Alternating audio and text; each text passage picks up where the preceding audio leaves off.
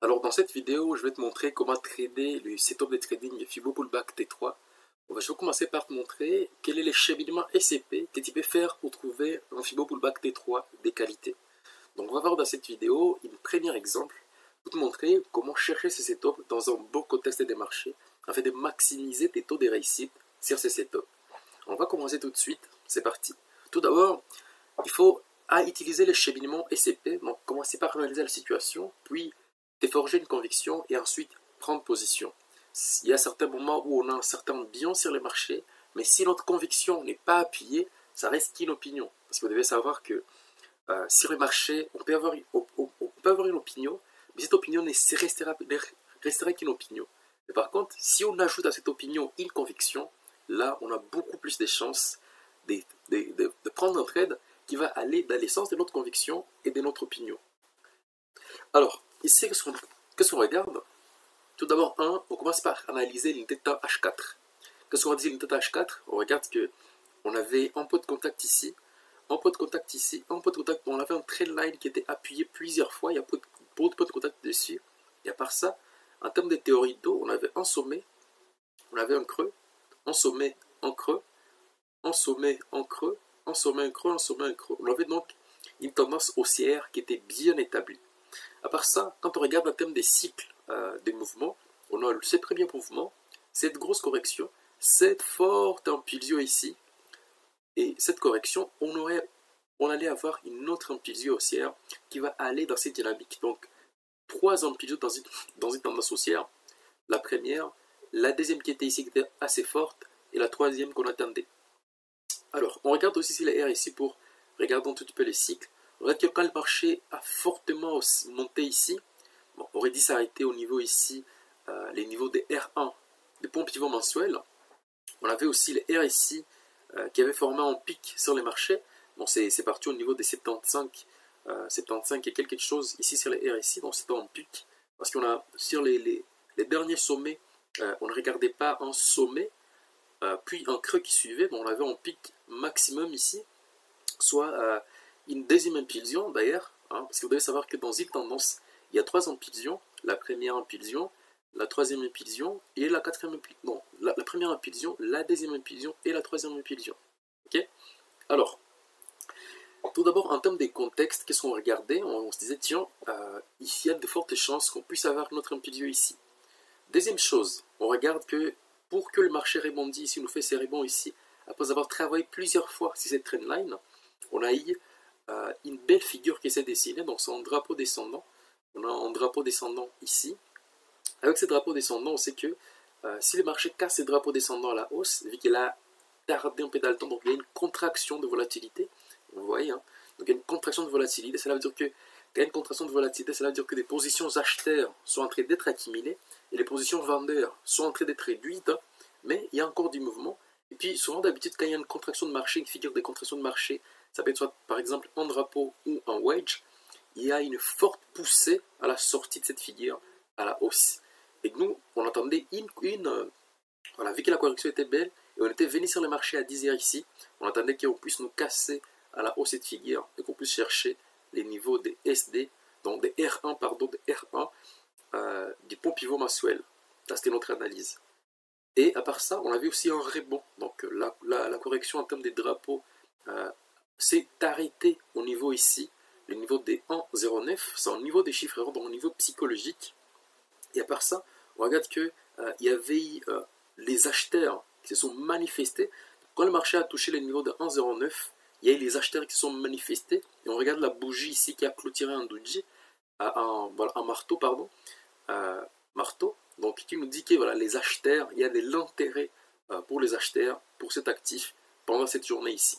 Voilà, pendant cette semaine ou ces journées ici. Par la suite, qu'est-ce qu'on regarde? Une fois on a une opinion, c'est que le marché va monter, va casser ici en impulsion, c'est qu'on veut voir. On va se forger maintenant une conviction avec l'échelonnement SCP. Donc on a la situation, on l'a déjà analysée. On va se forger maintenant une conviction ici. Comment est-ce qu'on se la forge? On a d'abord rapporté ici notre petit drapeau qui est ici, la ligne haute et la ligne basse. Par la suite, on regarde ici les niveaux de 1,09 qui est ici qui tient très bien. On regarde qu'ici, ça nous a fait une petite figure ici. Donc, Et à part ça, on a eu des rejets, hein, donc intérêt pour les acheteurs ici qui se sont manifestés. Hein. Donc la bougie avait commencé en noir, donc une bougie baissière, puis le marché a tapé une petite résistance ici, hein, on le voit ici avec les Kumo, puis a clôturé au-dessus du niveau de 1,09. Et à part ça, le marché a rejeté, nous a formé une petite amplitude ici, et là on était ici à 9h, donc quand j'ai dit 9h, c'est l'heure de ma plateforme, c'est 10h, et quand j'ai dit 9h, vous devez savoir que c'est l'heure universelle, donc je suis à GMT plus 2. Donc quand je dis 9h, vous devez juste faire GMT moins D pour trouver l'heure universelle, donc l'heure GMT. Et puis, regardez là où vous vous situez, puis calculez encore une fois l'heure dans votre aire locale par rapport à l'heure GMT. Donc moi je suis à GMT plus 2, à vous de voir où est-ce que vous vous situez. Donc je commence ma session à 9h, 9h GMT plus 2, mais l'heure de ma plateforme c'est 10h comme vous l'avez vu affiché ici, hein. Donc c'est comme ça. Je n'ai pas encore programmé, je n'ai pas encore réglé ça. Et notre conviction était que voilà, si le marché sort de cette figure, on a une impulsion haussière. Et quand on regarde ici à 9h, parce que notre session elle commence à 9h et ses limites à 13h, donc pendant les 3 prochaines bougies, quel setup qu'on va essayer de chercher? Parce que donc, pendant les 4 prochaines bougies, pendant les 4 prochaines heures, quel est le setup qu'on va chercher à trader? On va mettre au point des hypothèses afin de nous forger une certaine conviction. Tout d'abord, ici, qu'est-ce qu'on regarde? On regarde qu'on a une Kijun qui est plate. Quand on a une Kijun qui est plate, cela veut dire que 1, c'est au niveau de résistance. On a un niveau de résistance. On sait qu'il y a une Kijun qui est plate et longue, c'est un niveau de résistance. On a donc un niveau de résistance là-bas. Et en même temps, on avait aussi les niveaux, je pense, de la SSB aussi, qui était juste à haut, qui était plate aussi. On avait une SSB plate et une Kijun qui était plate. On avait un niveau de résistance qui était double, constitué par une Kijun qui était plate et longue, puis une SSB qui était aussi plate et longue, donc on avait un niveau de résistance très important sur ces niveaux ici. Par la suite, qu'est-ce qu'on regarde? On regarde la Chikou. La Chikou, elle est dans les Kumo, elle est donc ici voilà, vers 9h ici, on était ici, on a quelque part ici, parce que c'est 26 périodes en arrière. On avait donc les prix qui étaient au-dessus, on avait la Kijun, on n'était même pas sorti du nuage, donc ça veut dire qu'on était dans une situation un tout petit peu neutre. Et à part ça, on regarde que ici, donc on pourrait se dire, tiens, la seule stop qu'on peut chercher, c'est les Fibo pullback T3. Pullback T3 parce qu'on a une première impulsion ici, une petite correction. Si on voit une autre impulsion qui se forme et une petite correction, on va surfer la hausse, on va surfer la tendance haussière. Donc, les plans du jour étaient de trader le Fibo pullback T3. Alors, on va maintenant, une fois on a analysé la situation ici et bien comprise, et la conviction, on s'est forgé une conviction et on a un certain plan de trade qu'on va chercher.